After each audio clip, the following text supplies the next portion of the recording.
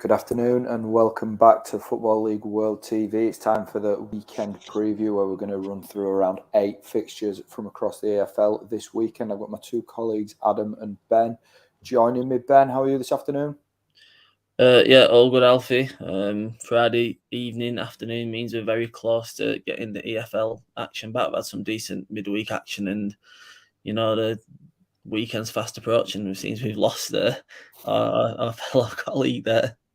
Yeah, he's had enough. He's not bothered for it. We're streaming across Facebook, YouTube and Twitter this afternoon, and I think we might have Adam back now. Here we go. Yes. All good, Adam?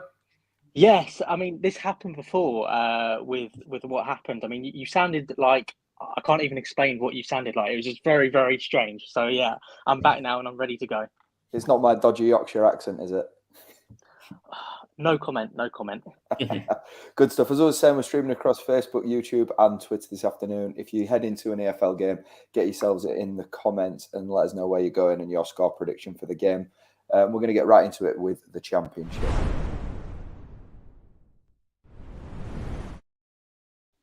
Only one place to start really in the Championship, and that's with the East Midlands derby between 10th place Nottingham Forest and 23rd place Derby County.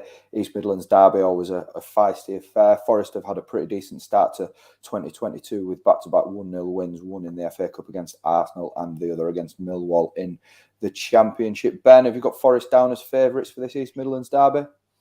I think just because they've got the home advantage, then I think perhaps they are favourites, but it's kind of tough to split them. They're kind of forming at the minute. Obviously, with Derby's 21-point deductions taken out, then I think they're in a similar position to Forest right now in the table. So very hard to split them on paper. I think Forest have won 4 in the last 6 in the Championship, and in the middle of that, there's been the scalp of Arsenal in the FA Cup. So I think all form, though, I know it's very cliche to say, but it goes out the window in a derby encounter like this. But Steve Cooper's really got them firing. They did have a few blips over Christmas, the losses to Middlesbrough and Huddersfield. But I think in general they've been playing very well this season. I think the form since when Cooper's taken over, they're probably a kind of a top 6 team.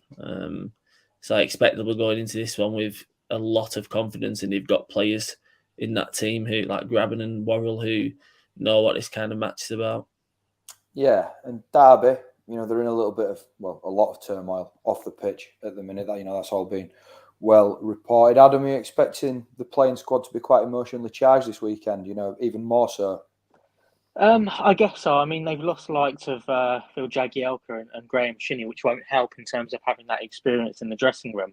But whatever seems to be thrown their way, they seem to come back, and that was especially on display against Sheffield United with the 2-0 victory and good value for it as well. So you can never rule them out really. And to be honest, I don't see that kind of affecting them. I think that Wayne Rooney will have them set up kind of mentally in the right way. I think that's why they've been able to give the extra 10% is because they've been mentally in the right place.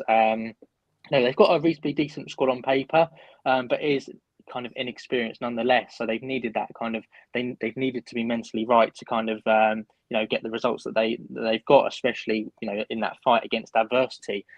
So yeah, I would expect them to be kind of emotional, especially for a derby. I guess it's only natural in a way, but still, I think that he'll have them in the right mindset to go on and win the game. So I don't really have too many worries about them. Yeah, it sort of leads me, nicely into the next question, really. There's been a lot of talk around Wayne Rooney's future as Derby manager. This week he's, of course, been linked with the vacancy at Everton. Ben, are you expecting that to have impacted preparations at all this weekend? No, I don't think so. I think they've had a lot of, off-the-field turbulence in the last few months, and they've seemed to come out the other side most times smelling the roses. They've played very well considering all the adversity they've had. So I think a little speculation about the manager's future is not really going to, deter them from the task at hand. I think the players will be focused enough to know what job they've got to do to try and get themselves out of trouble. Whether they're going to be there at the end of January or not, they won't know that because it's in the administrator's hands pretty much. But they can only focus on one game at a time, and I think Rooney will have their heads screwed on, and I think Rooney will just be putting that speculation to the back of his mind. Got a comment in from Wayne, who's a Fulham fan. He thinks Derby are looking good at the minute, and he thinks that Derby will win. Your predictions then, guys. Adam, I'll start with you. I'm going to go with a closely fought 2-2 draw. I think this one won't be an entertaining one, but honestly, I can't split the two sides at the moment, and I wouldn't rule out a late Derby comeback either. And what about you, Ben?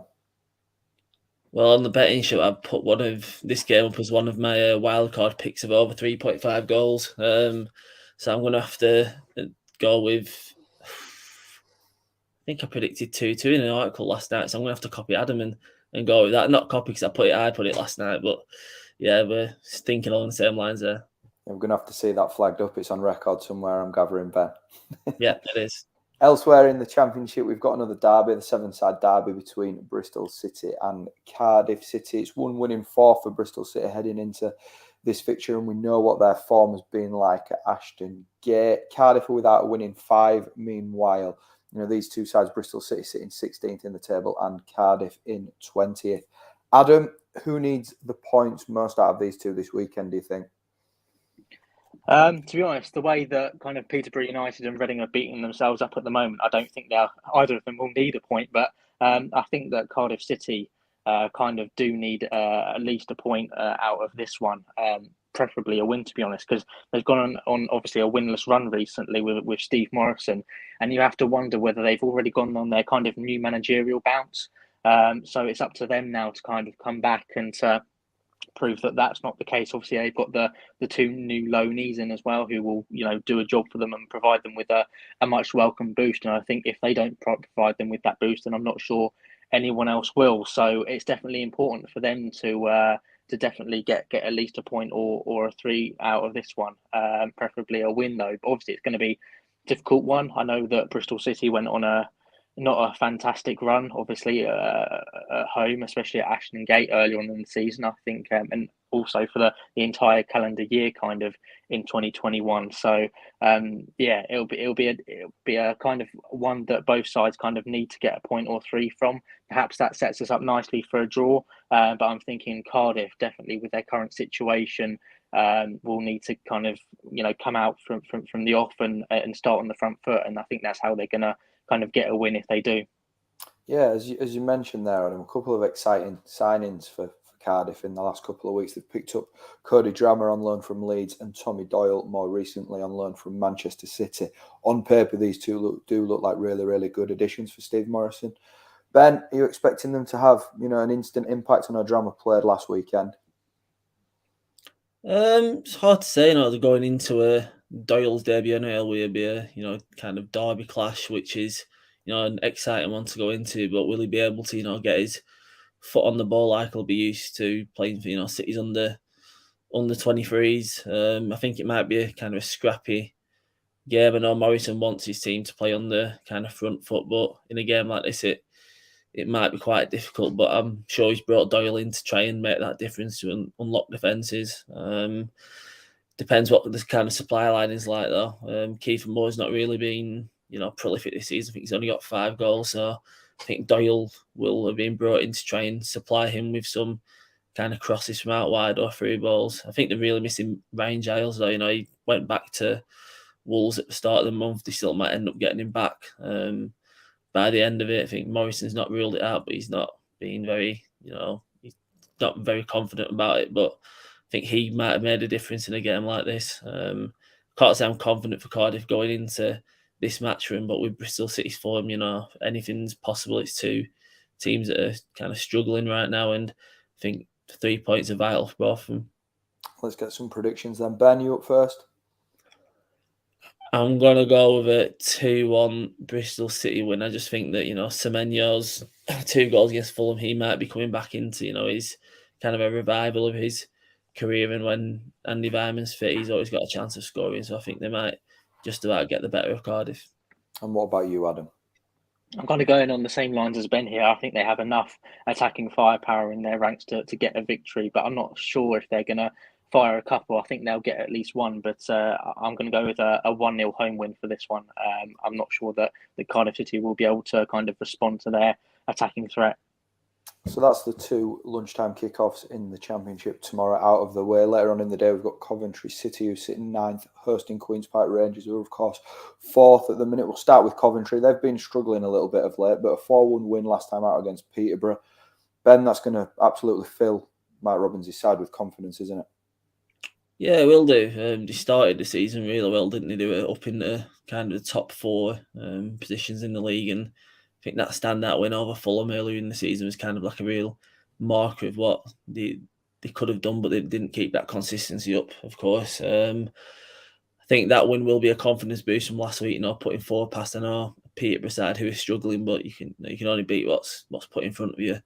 And then they've added Jake Bidwell since then, which is a very good signing for a team like Coventry, who are, they're trying to solidify themselves as a Championship club after, the mid-table finish last season. And he's a player with a lot of experience at this level. And, with Ian Matson, he didn't play last week, so Bidwell might just slot straight in there. It's competition between 2 very good Championship level wing backs, and he could be another player who supplies the likes of, Matty Godden and Gyökeres with the goals going forward. They've got a pretty tough test here against QPR, a team who, are in that top 6 right now and aiming for promotion. But I think any team going to the CBS Arena has got, a tough task on hands.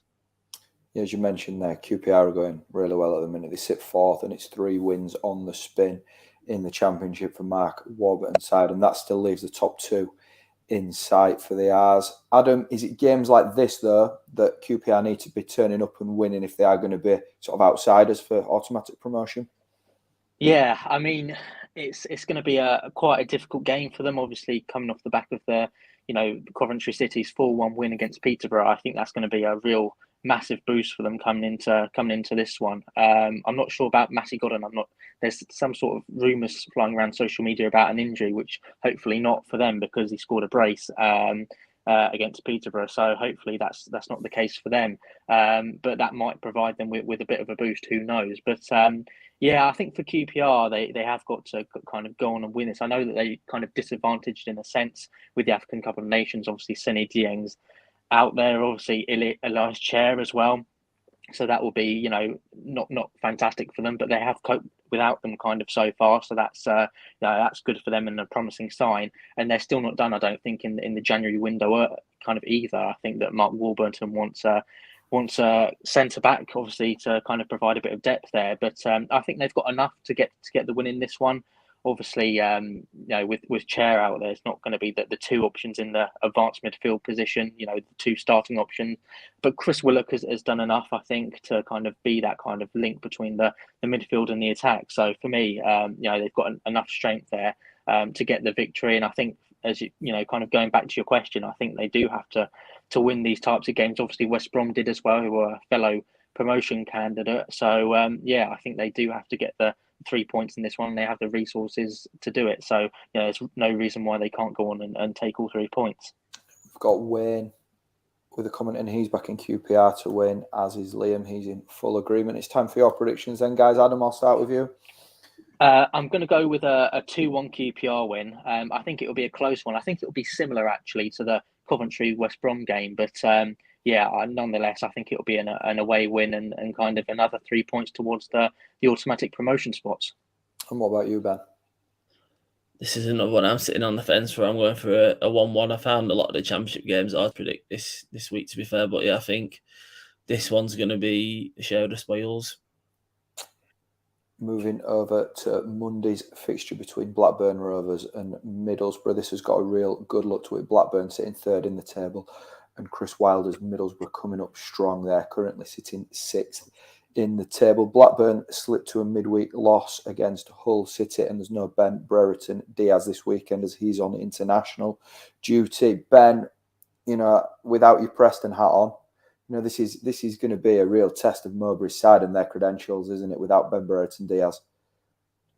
Yeah, it is. I mean, losing any kind of goal-scoring figure in your team, let alone one who scored 20 goals this season, is going to be tough, especially for a visit of Middlesbrough, who are, one of the form teams, if not the form team in the division. I think they've already kind of planned ahead by getting Dylan Markande, and I know he's not a light-for-light replacement, but he can play through the middle, even though he's a natural winger, so you'd imagine he'd come in for Brereton, but I did watch them against Hull in midweek, and they kind of flattered to deceive in the final third. They had the chances, and they were kind of, the decisions didn't go the way. I took a little delight in seeing some of them decisions, even though I kind of felt sorry for a little bit of them.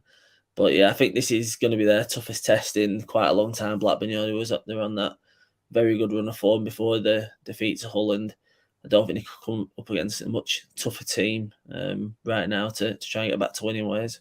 No, absolutely. Middlesbrough are flying under Chris Wilder. If they win this and then the game in hand that they've got, they'll only be a point behind Blackburn, which tells you how well they've been doing to sort of claw points back on those top teams in the division. Adam, are we sort of looking at a dark horse for the top two here?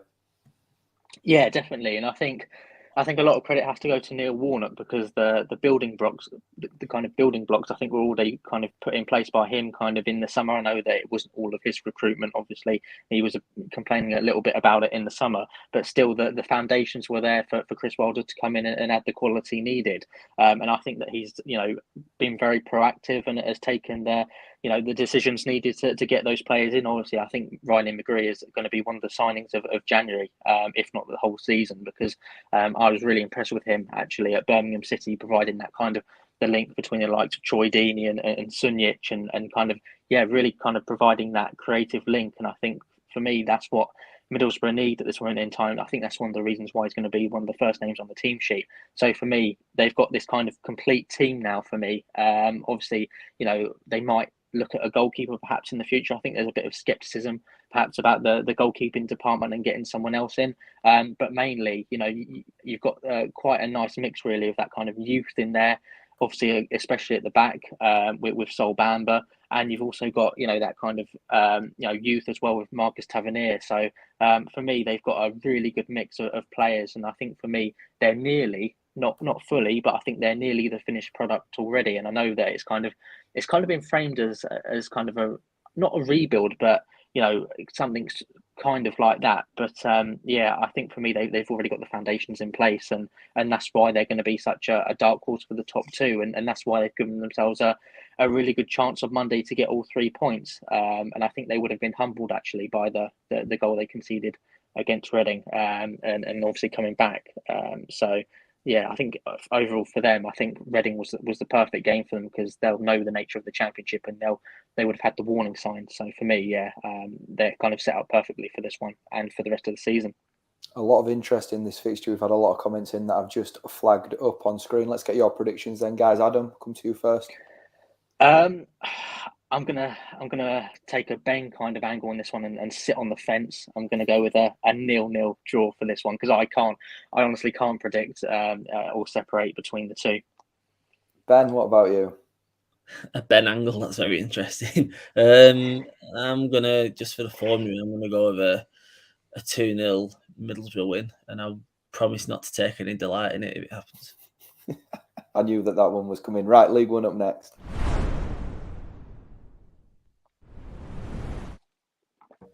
First game we're going to look at is 7th v 8th as Oxford host Sheffield Wednesday. Oxford have picked up 1 point from games with Cheltenham, Lincoln and Wickham in recent weeks. Ben, you're going to be slightly disappointed with that return from those fixtures, aren't they? Yeah, they are. I think, I think the Cheltenham and Lincoln results in particular, I don't think Lincoln, I know they've got some talented players, but I don't think they've been in the greatest form this season. So only getting 1 point from them two fixtures in particular will be a very disappointing return. I think with the attacking players they've got as well, they should be getting good results against teams like that. So, I think the Wickham one is kind of to be expected. I think Wickham are a very solid team for this level, so they shouldn't be disappointed with that one.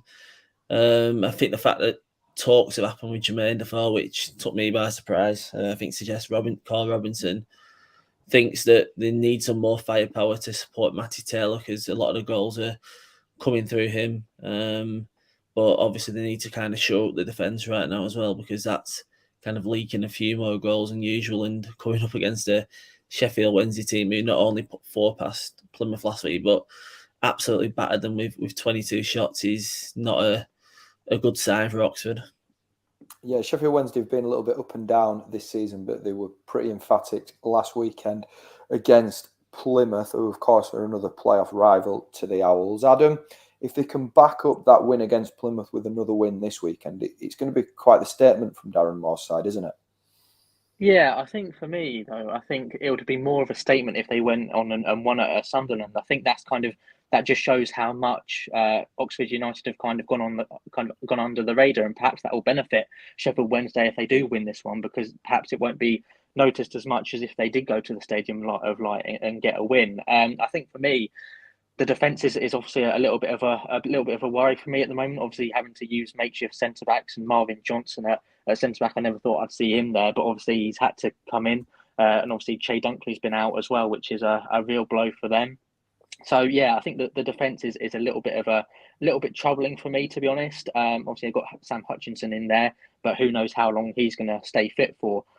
So it's the defence for me is a little bit of a concern. But going forward, I don't think there can be any doubts really that they've got the firepower in there to score. So I think for me they do have to start on the front foot and just hope that they don't concede too many going back. I think it's going to be a case of outscoring the opposition in this one. So it's going to be a tricky balance to kind of the balance between the defence and defending and attacking. I think it's going to be a real problem, really kind of a real dilemma for Darren Moore. But I think for me, regardless, they've got to start on the front foot and impose themselves in the game. I think for me, that's the only way they're gonna win this tie. We've had another Ben prediction in. A 1-1 draw. Ben, what's your prediction for this one? I'm going for a definitive win in this one. I think with Sheffield Wednesday, how they performed last week and getting players out, Windass, Hunt and Luongo back, I think that they are a match or can beat most teams in this division now. So I'm going for a 3-1 Sheffield Wednesday win. And what about you, Adam? Yeah, also a Ben free prediction. I'm going to go with a 2-0 win for Sheffield Wednesday. I think it's going to be an away victory for them. Now that they've got the momentum, obviously, from Plymouth under their belt, I think they'll do reasonably well. Another tasty fixture in League One is Sunderland hosting Portsmouth. Sunderland sitting third heading into the weekend and Portsmouth down in ninth. There's been plenty of needle between these two clubs over the years since Sunderland have been down in League One. Sunderland will start with them. They've had a little bit of a wobble at the start of the calendar year. Adam, which version of Lee Johnson's side are you expecting to turn up this weekend? The good one or the bad one? It's going to be a tricky one for them. I think that it will be a completely different game from the reverse fixture, obviously, with the 4-0 defeat. It was obviously an absolutely awful day, torrential rain. But yeah, they've obviously had 3 sucker punches recently with obviously the late equaliser with Wickham, Chris Maguire scoring a hat-trick for Lincoln, and then conceding with a man advantage against Accrington. It's been I think they're going to come into this game quite mentally brittle for me. So that's why I'm a little bit concerned, kind of, even though they do have the home advantage. Obviously that didn't really count for much against Lincoln. So yeah, they're going to be quite mentally brittle, I think, kind of at the start, but I think they might grow into the game. And I think all it takes really is what kind of one moment for them to really kind of get themselves going. So for me, Portsmouth have got to capitalise from the off, as Sheffield Wednesday do. They need to start on the front foot and kind of exploit kind of any kind of mental vulnerabilities that they do have kind of at the back and just throughout the team really in general. So for me, that's going to be they're going to start mentally brittle, I think. But I think they'll come into the game and grow into it, especially with the home crowd behind them. And I think in the end that one might pay dividends for them. Yeah, and Portsmouth haven't been particularly convincing either really of late. But given the game that we've just discussed, Oxford and Sheffield Wednesday, they're the two sides that sit directly above Danny Cowley's side in the League One table at the minute. One of, if not both of them, are going to drop points. Makes it quite a big afternoon this for Portsmouth, doesn't it, Ben? It does, yeah. And I think, it's a big game for them, but I think every game at this stage of the season, we're getting towards the, final 20 games of the campaign. I think, the rest of the playoffs is getting very, heated, and there's a lot of teams still kind of in that race. I think a big win on the road here would send out a statement that, I think they have been on a pretty good run for the most part in the last few months with a kind of the odd slip up. It's not one I expect to happen here. I don't expect them to go up to the Stadium of Light and get all 3 points off Sunderland, but I do expect them to put in a solid performance, perhaps a backs to the wall job where they soak up, pressure and kind of hit on the the counter attack perhaps, and I think Tyler Walker's a big signing for Portsmouth. Getting John Marquis off the kind of wage bill to Lincoln. Obviously, he scored goals last season, but this season he's not really been up to scratch. And Walker's a player that Danny Cowley knows well. He's scored goals at League One level before, and at 25 is a good age to still develop and potentially bring on a permanent deal next year. So that could be a good game for him to get stuck into. And he made his debut against Wimbledon in the week. But if Portsmouth do play on the counter attack and try and soak up this pressure tomorrow, then I think that the likes of Walker and Ronan Curtis could, play a big part in this game in trying to get behind Sunderland. Absolutely, Tyler Walker could well turn Portsmouth's fortunes round in front of goal. Right, let's get some predictions, Ben. I'm going to go for a 2-1 Sunderland win. I just think they've got a little bit more individual quality than Portsmouth, and it might pay off on the day. And how about you, Adam? I think you're muted there. 2-1 home win, I think, for Sunderland. I think it's going to be a tight one, but I can't see Portsmouth getting anything out of this one. Right, League Two up next.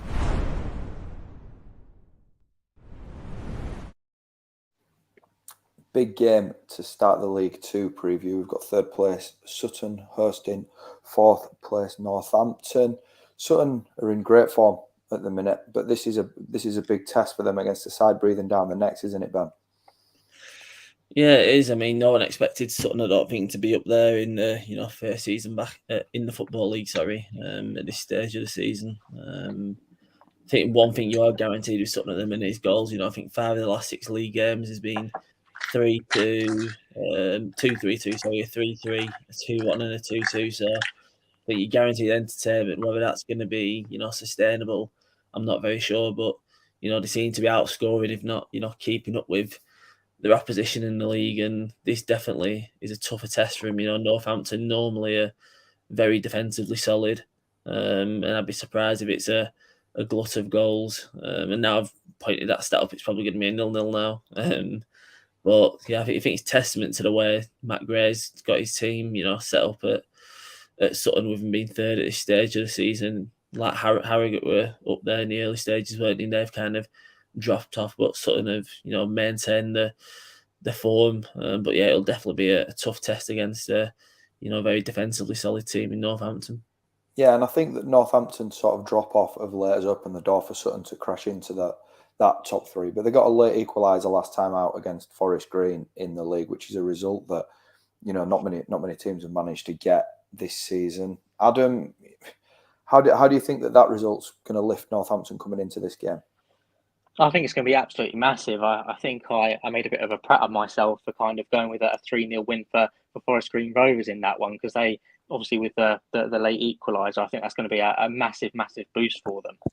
Obviously, they've only failed to score in just one of their last 14 league matches as well, which is going to be a big boost for them. They're going to have the confidence that they're going to score at least 1 or 2 away. So they've been in great goal scoring form. I think obviously their loss against Luton is not loss against Luton, against Swindon is going to be kind of worsen their defensive record a bit more than it kind of exaggerated it, because I think they've been reasonably solid kind of at the back as well this season. So I think they've got a decent kind of mix of kind of attacking firepower and kind of defensive solidity going back, and I think that should give them real confidence going forward in this one.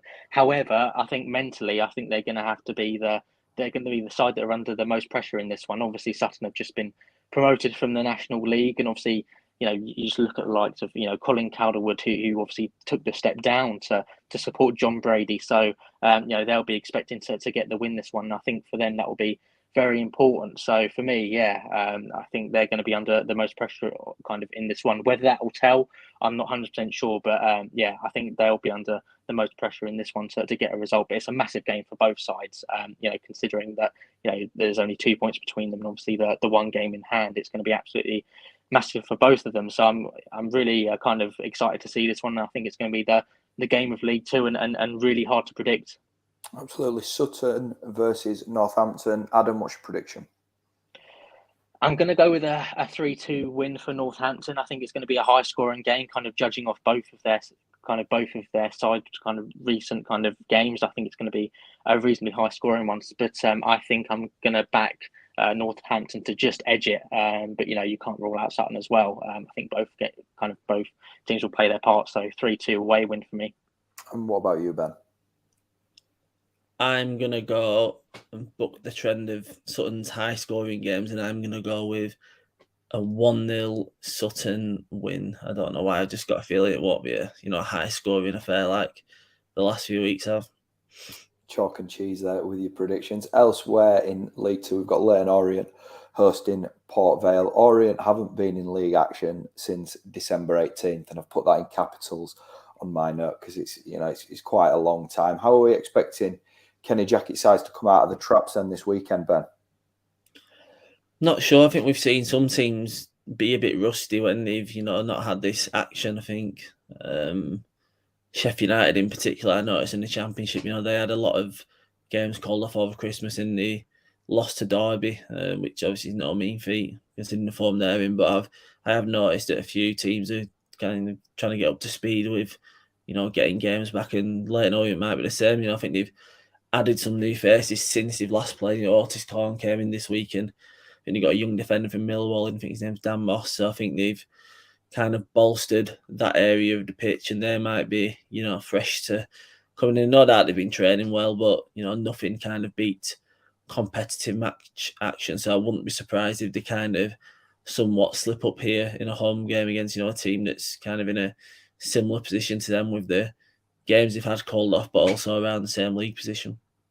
Yeah, and Port Vale, could serve a little bit of a lesson to Orient here because they had postponements of their own that sort of overlapped with Leyton Orient's postponements. But they've played 3 fixtures, so far this calendar year, and they've lost 3 times across the FA Cup and League Two action. Adam, do you think that they're a little bit of a warning to Leyton Orient coming into this fixture that it is hard to hit the ground running straight away after so long without playing, really?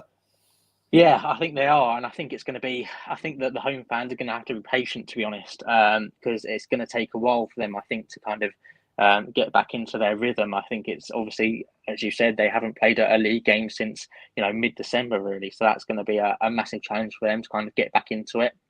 I think FA Cup football's a different kettle of fish. I think you can take that one out of that one. I think you can focus on the league, and obviously, you're saying that they've been out of league action for over a month, so it's going to be a massive challenge for them. Obviously, they won't like being in the lower half as well, Leyton Orient. So they'll be trying their very best that they can to kind of get back up to the top half. I think for me, though, I think that will kind of serve in Port Vale's purpose, kind of benefit, because I think that they're going to try and force things. I think Leyton Orient because of the fact they're kind of down in the bottom half, and they're going to be eager to kind of get into league action and get into the rhythm straight away. So I think that will serve as a real benefit to Port Vale going into this one. And I think as well, Vale, I think their kind of home form hasn't been absolutely fantastic as well recently. So I think for me, it'll do them good to kind of get away. And I think that will also play in their advantage as well. So, from my mindset, I think that Port Vale have got a really good chance going into this one, especially with their increased sharpness as well. But I think, you definitely make a good point when you said, it serves as a lesson really for Leyton Orient, and Leyton Orient will be just hoping to be getting into the rhythm straight away, and if they can, then there's no reason why they can't get a win.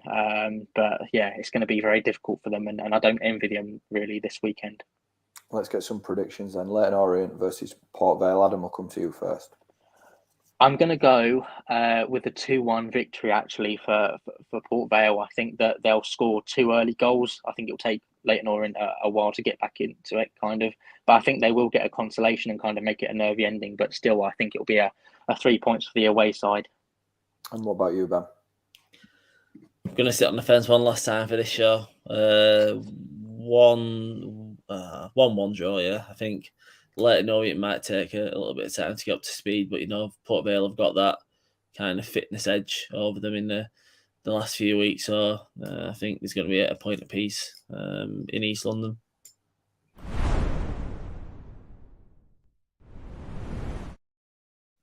All right, that concludes this afternoon's weekend previewing another week on Football League World TV. Actually, this is the last show of the week. So thanks to everybody that's joined us throughout the week. Thanks to Ben and Adam for joining me this afternoon. We'll be back next week with a load more shows on Football League World TV. You know, we're approaching the last sort of week to 10 days of the January transfer window. So we're expecting to be really busy. So hopefully some really good content for you to catch. Between now and then, though, have a good weekend and we'll see you again soon.